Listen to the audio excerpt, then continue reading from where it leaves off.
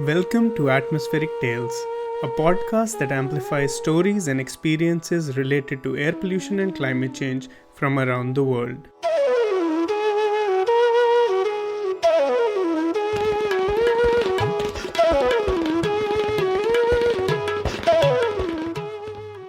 I'm your host Shazad Ghani, and welcome to Season 2 of Atmospheric Tales. Our interviewer for this episode is Katerina Monio. Katerina is a PhD candidate in atmospheric and environmental sciences at the University of Edinburgh in the UK. She works on the impact of transport on urban air quality and is passionate about intersection of science, innovation, and policy for building a sustainable world. Previously, she worked for the Joint Research Centre of the European Commission at the Sustainable Transport Unit. She holds a BSc and an MSc in physics from the University of Padua, Italy. Our guest today is a professional science communicator and a freelance scientific journalist. She has a BSc degree in communication and in biology, and she completed a master in scientific journalism at CISA in Trieste, Italy. Her work as a scientific journalist appears in prominent Italian and international magazines and newspapers like Wired Italy, National Geographic, Nature Italy, and Corriere della Sera, and covers topics of biodiversity, sustainability, and climate change. She collaborates with the European Parliament and other organizations in the development of communication strategies and project communication. She is currently pursuing a PhD in the program Future Earth, Climate Change and Societal Challenge at the University of Bologna and the Institute for Climate and Atmospheric Sciences. Her research focuses on climate change communication and public health. I'm excited to welcome our guest, Sara Moraca. Welcome to the show, Katerina and Sara. Thank you, Shazad, for the introduction and for inviting me to the podcast. It is a great opportunity for me to be here interviewing Sara Moraca. Thank you very much, Sara, for your participation at Atmospheric Tales. Thank you, Katerina, and thank you, Shazam, for the invitation. I'm very happy to be here. So, Sara, I would kick off with an introduction to scientific journalism, asking you about an introduction to climate change communication. So we know nowadays that the scientific community is quite clear about climate change in the sense that we know that it's caused by human activity and urgent action to tackle this problem. But the scientific consensus, what we know today on causes and consequences of climate change have been incrementally improved over the last decades. So it's not a knowledge we knew from yesterday to today. So my first question would be, can you give us an overview of the role of climate change communication that has played in this process and how it has evolved over the last decades alongside the advances of scientific knowledge of climate change?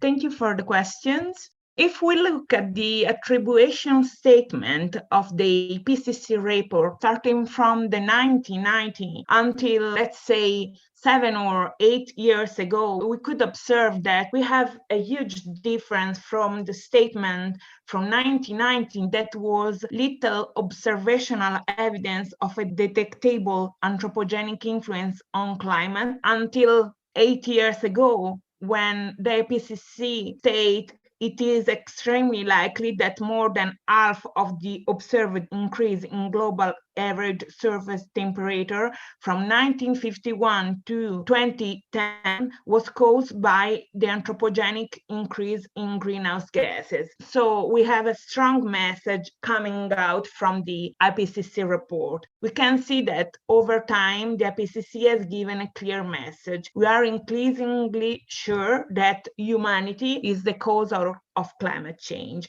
And this is also emerged from analysis of the literature. There is a very famous one, literature review from about 10 years ago, which made clear that 97% of the paper that this researcher take into account supported the anthropogenic origin of climate change, while 3% did not. The media clearly played a great part in the climate conversation, both in how they handled this uncertainty and how they balanced the issue.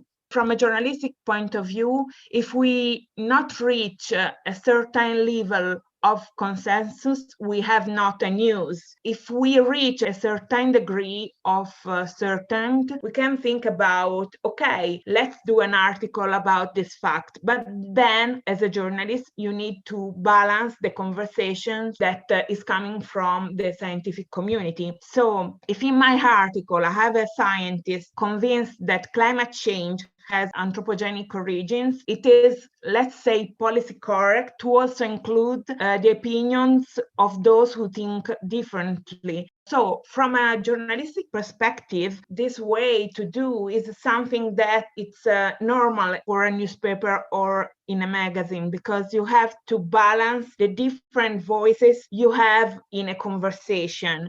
Referring to the study I've mentioned before, we can understand that if I present a scientist that trusts in climate change as anthropogenic consequence, and we have another that think differently, the public that has not scientific background could understand that half of the scientific community has an opinion and the other half has a total different opinion. So from a journalistic point of view, it's very hard to manage this balance. But in the end, you have also to understand that if we have a reader, if we have a normal public that has no great knowledge about climate change, they could understand that the balance is totally different from 97% and 3% that we have mentioned in the beginning. I think that this type of balance has a great role in the first part of the climate change communication. We have a terminology coming from Bakoff,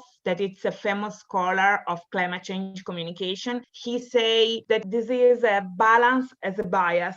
So from a journalistic point of view, the journalist is searching to give a different opinion to the public. But if we have to be responsible and to think about how the public perception could be impacted by such an information, we have to think and think again on how we decide to structure our newspaper article or magazine article. So I think that from a journalistic perspective and also a scientist perspective, you have a lot of things in science during the last decades, and the newspaper and the magazine and the TV that are the main sources for climate change information and climate change knowledge for the public, they have translate the scientific uncertainty in something that create a lot of bias in the public. Yeah, thanks, Sarah. I think that this insight balances a bias, as you mentioned. It's a very good point. So, Sarah, you have a dual profile because you are both a science communicator and journalist and a researcher. And you are now merging this role in your PhD. We have now talked about the role of professional communicators and journalists communicating climate change. Based on your direct experience, what is and should be the role of scientists instead in the communication of climate change? So scientists are in a privileged position to communicate, in the sense that many polls and many research confirm us that the public generally has a fairly high level of trust in scientific institutions and in scientists. So, as you may know, the trust is an important factor in communication. I mean, if I trust in a certain source of information, I use what the literature call heuristic way. So, if I trust to the source, I have no interest to search for confirm that this type of information coming from the trusted sources is true, because I trust the sources. It is a sort of heuristic shortcut to be sure that my information is trustful and true. In this way, generally speaking, scientists and scientific institutions has a good level of trust. However, we must reflect on how the researcher communicates, and above all, why they want to communicate. We cannot think of communicating with the housewives as we will communicate with our colleague PhD scholar. So, should the fact that the housewife cannot understand the scientific jargon make them excluded from the dialogue on climate issue or any type of scientific issue? In my opinion, and it's my personal opinion, the answer is no. So as a researcher, it is my opinion that is our duty to create a dialogue with society, to open up two arenas that are still too distant from the academic world. But recently, I've talked to colleagues who think that it's their responsibility to do research, not to communicate the research. So there is nothing wrong with thinking this, because we are in a world where we have excellent science communicators who can be, let's say, mediators between researchers and society. I think it's also important asking ourselves why we communicate, because I think the response that comes from this question is fundamental, because this also affects the way we communicate. Speaking as a journalist, I recently have an interesting conversation with a colleague, an Italian colleague, and I asked him, hey, you know what, I have summed up something sometimes when I write an article, because I'm thinking a lot about, could I be sure that my articles are really useful for the public? And this is a doubt that I have today, and I would like to confirm to myself, yes, Sarah, your articles are very useful to your public, but I'm not sure, and I think I feel a responsibility to be useful for the public, both as a researcher and as a journalist. But in the end, he replied to me, I write for myself. So I think you have two different positions, okay? Me, I'm trying to, let's say, be useful, and my colleague, he writes for himself. And it's nothing wrong if you decide to write for yourself. This question could be also applied to researchers, why they choose to communicate. And it's a very important question. The point is to be aware of your role. And if you think that you could be not a good communicator, or if you have no interest to communicate and you are a researcher, you can ask your institution, hey, I need some help communicating my science. But I think that the public clearly deserve to be informed about the research. But in the end, understanding why we communicate affects how we communicate. And in my personal opinion, and I want to highlight it's my personal opinion, both journalistic and researcher has to have responsibility with the public. I mean, I have to be responsible if I'm a researcher, and I have to be responsible if I'm a journalist, trying to do my best to be in contact with the society.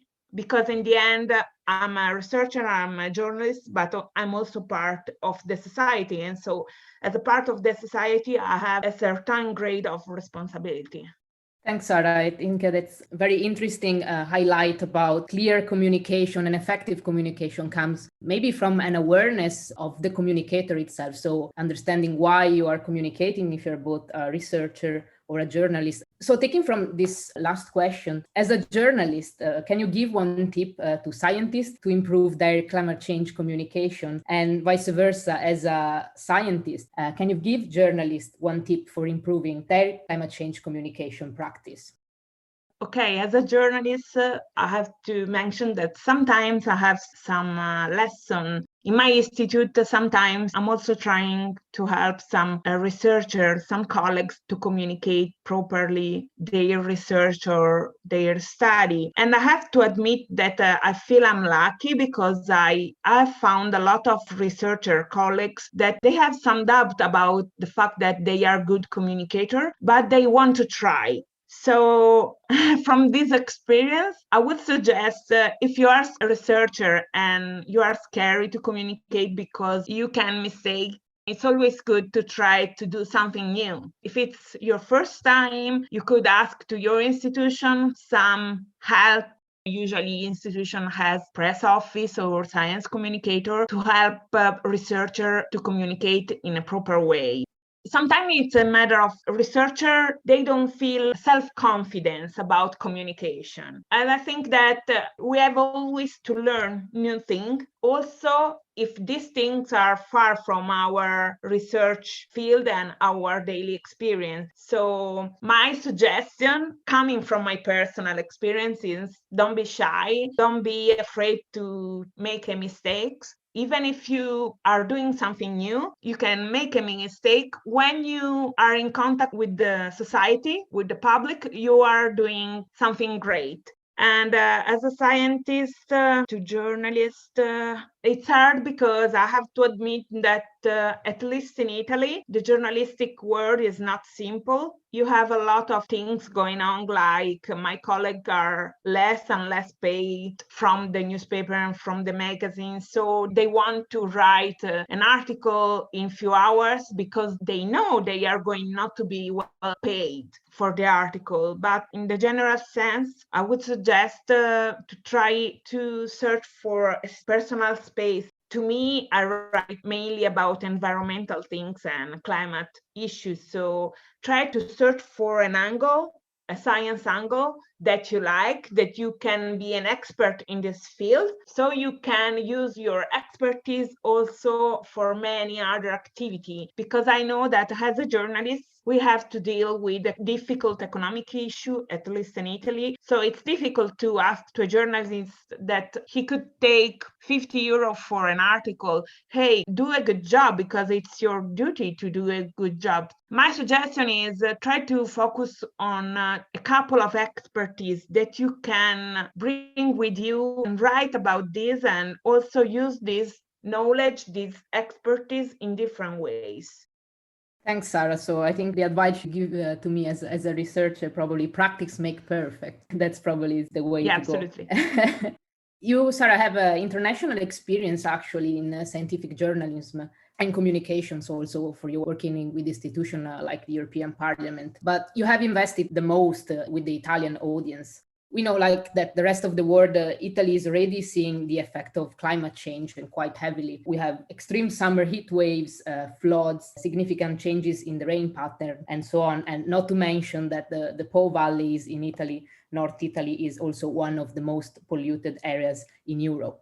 Based on both your work as a journalist and as a researcher, can you give us an overview of the major impacts of climate change in Italy and the perception that these impacts have among the citizens? So climate change impacts in Italy is strong and will be stronger in the future because we know that the Mediterranean area is one of the area in the world when we expect to have great impact from climate change. From what I can see, we have a lot of heat waves, as you mentioned. We have a lot of drought in the south. But yeah, you mentioned Po Valley, that is exactly where I live, and we have a lot of pollution. So it's not an happy situation. I'm not sure that citizens are properly aware about climate change here. This is my personal opinion. You have to think about the communication we have. There are a lot of alarmistic frame in the journalistic work here in Italy. And as you may know, the alarmistic tone of voice don't create a long-term engagement. And aside from that, we have not specific research or study about Italian perception of climate change. You have a lot of studies of this type coming from US, UK, and Northern Europe. But in Italy, we have a lack of understanding about the social challenge of climate change. I'm also happy because I'm working in the side, but it's hard to say we know that people understand climate change. It's hard to say I know that people are aware of climate change. In my experience, if you want to speak with them, you can create a dialogue locally, maybe, for example, Bologna, where I study, where my PhD activity is based, is a very clever city. They do a lot about engagement in climate change. conversation. There are a lot of activities going on there. But for example, if I think about Milano, that is typically the business city of Italy, we don't have a lot of activity in Milano about climate change engagement. And so in my mind, I don't think we have a good communication style on this issue. And for sure, the consequence is that the public is not properly aware. The only study I know is from my institute and is recent, is about the air pollution perception, that it's a very specific thing. And this study that it's called the Sephira, coming from the study, I know that the public perception about air quality is very bad. They state that their quality just depends from the traffic. So they don't know nothing about the agricultural impact on air pollution.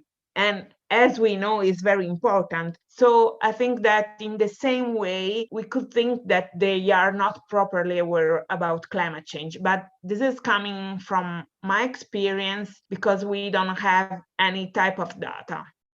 Yes, I agree with many points you touched, Sarah, because also sometimes I read Italian newspapers and I can compare, now I'm based in the UK and I can compare to the UK journals. And what struck me is that Italian journals mention actually extreme events. So they are always almost in the front page, but there is almost never the link to, oh, these extreme events are more likely due to climate change. It seems like that are extreme event by itself and is no making the link to climate change.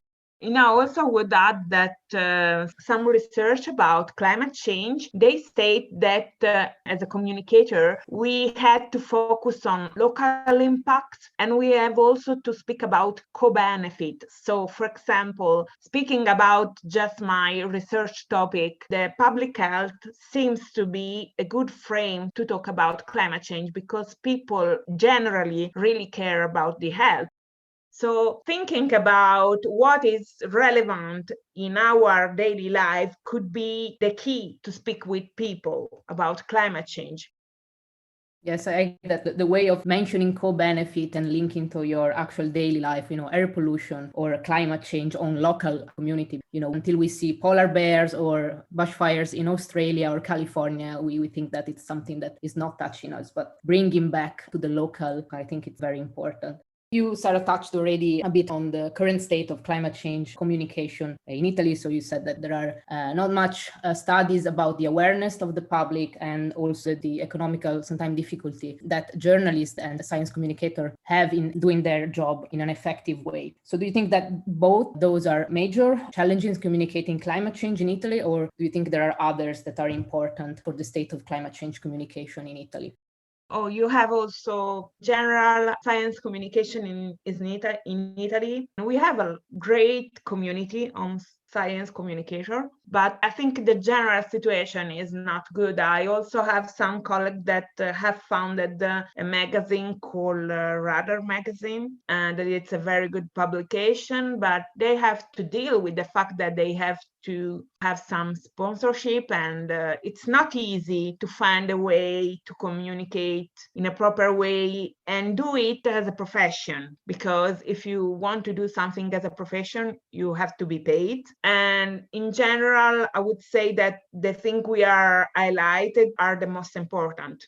Yeah, thanks, Sarah. And zooming out a bit, thinking we talked about a lot of journalism, but talking about 21st century communication. So we are in the era of social media, Netflix, and on-demand contents. We have seen a lot of the rise of documentaries about climate change sustainability. I think the first one I saw was Leonardo DiCaprio's one a few years ago. And also platforms like Instagram, Twitter, and podcasts like this one are hosting many different people from many backgrounds trying to raise awareness about climate change and advocating for sustainability. What do you think as a science communicator about these new means and channels for communicating climate change, and what is their potential in our society? Can they kind of replace the traditional communication means for what concerns climate change or not?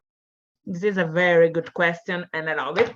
So the problem is that I would say in Italy, because we have a bad journalism in general, few and few people are buying magazine and newspaper. The situation is different, for example, in US, because as you may know, for example, the number of subscribers of a New York Times are more and more year after year, because they have a very good example of journalism, independent, really cared. Here, I can't say that we have the same with journalism. So this is a first fact, comparing Italy with journalism in US. Then you mentioned new ways. Yes, and I would also add new community, because we have social media, we have movies, we have a lot of things going on Netflix. And if you go and look at the literature dedicated to theater and movies about climate change is few. It's very poor. And I'm working on my first literature review, and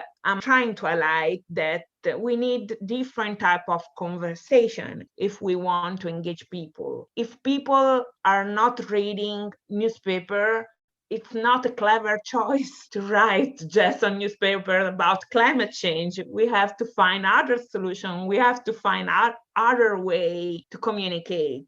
In general, we don't know a lot about the impact of these alternative forms of communication, because the literature is very scarce until today. And I would say that social media are powerful and useful. You have a lot of, let's say, influencer, but I would say science communicator that are dedicating themselves to the Instagram direct, or maybe doing a meeting on Facebook, or they are trying to do something different. And my question is about, are we sure that we are reaching a broader public with the social media? Maybe yes, but I think we need also different type of conversation. For example, I have in my mind, because it's my PhD project, the role of the doctor, the role of the medical operators. And in some way, I think that also working locally is very important.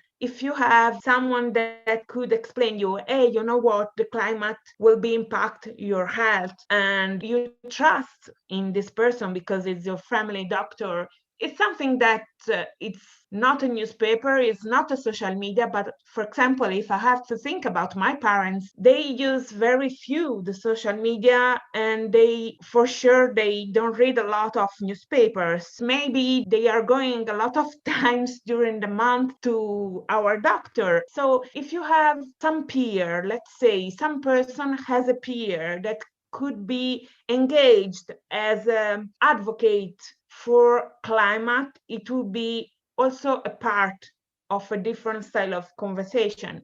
Just a couple of days ago, I saw on LinkedIn a thing that really, I was thinking, wow, I would like to do this job, and was like about ecclesiastical association in Europe. They are really engaging a person for working about, we want that you work for engage our Christian community around Europe for climate change. In general, I'm an atheist, but I found this something very important, because you have to communicate to different public. The public is not just the reader of the newspaper, is not just the people that use the social media. The public is also outside the media, and we can create a great bias if we think that we can address climate change communication just using media in general, newspaper or social media. I would say that we are part of a society. It could be important to involve social actors that we trust in to advocate climate change message. So, for example, medical doctor and priest. For example, speaking about Italy, the medical doctor is an important part of our community. The priest is an important part of our community. And maybe you can engage different type of public using this type of peer. Yeah, I really agree. I really like the point you made. Communication and climate change communication can go through advocates that are already within well-established communities. Like for Italy, for example, we think a lot about health, and there is a large part of the population that profess themselves as Christians. So also I think the Pope has, and all the Christianity has a big role in the communication, and really love the point you made that it's also possible to engage through advocates that are already within well-established communities, and also another way to communicate climate change more effectively. So last questions that I think it's more broadly, so we zoom out a bit from Italy. What do you think are the main challenges that encountered in communicating climate change in today's global political and social landscape? How do you and your fellow communicator can persevere? Oh, yeah, it's very hard questions because sometimes I don't want to persevere, just no, it's impossible. I think it's not simple. From a communicator or a journalistic point of view, you have to trust in your work, because if you have to judge your work from the aware you create until today and from the reaction of public, I have to stop to do journalistic work and to write about climate change. But in the end, from my point of view, it's something that I trust in. So I want to try to create an awareness, and communicating climate change in general is really hard because we have limited time, we have limited attention as a human, and you have to think that in general people have to take care about their work, about their family, and the day is just 24 hours. And why they have to care about climate change? This could seem very simple, but it's one of the biggest challenge. You have limited time and limited attention for media and for listening to the others. And so it's not about journalistic scoop or apocalyptic title that we can begin a clever conversation with the public. I think it's a long-term goal, and in a way we have to be set on the chance that not everybody is responding to the call we are launching as a communicator and we are launching as a scientific community. I think that we need really to engage other people, to engage other type of community, as we mentioned before. And it's not a simple question that I would say that in general we just focus about some meeting that sometimes is very self-referral, because sometimes researchers organize meeting or webinar for the publics, but in the end they are speaking just one to each other. And I think we have to listen. One of the main challenge is that how much we have listened about climate change from the public. We want to reach as journalists and as a researchers. I like to speak with people in general in my life, and sometimes I just begin a conversation. And you know what? I'm a researcher, I'm doing this type of research. What do you think about climate change? This happens now, the people that live in my building. Sometimes we speak and I try to let them understand what I'm doing in my profession. And I have found that they have something to say, but it's the first time I ask them. So sometimes I think we have to listen and try to understand how to better improve our communication strategy. I completely agree that probably listening also is a very important part for the communication process. So thinking more about communicating climate change as a two-way system rather than one way provided by a researcher or professional communicator, and probably start trying to give voice also for all citizens and people involved, because at the end, climate change, I think, is something that involves everybody on this planet. So thank you, Sarah, for chatting. It has been very nice to talk with you. Thank you for inviting me, and it was a pleasure to meet you for this podcast. With that, I would like to thank our guest, Sara Moraka, and our interviewer, Caterina Monio, for joining us on this episode of Atmospheric Tales. Make sure to subscribe to our podcast and follow us on our social media channels to stay updated about our upcoming episodes. Thanks to all our listeners for tuning in.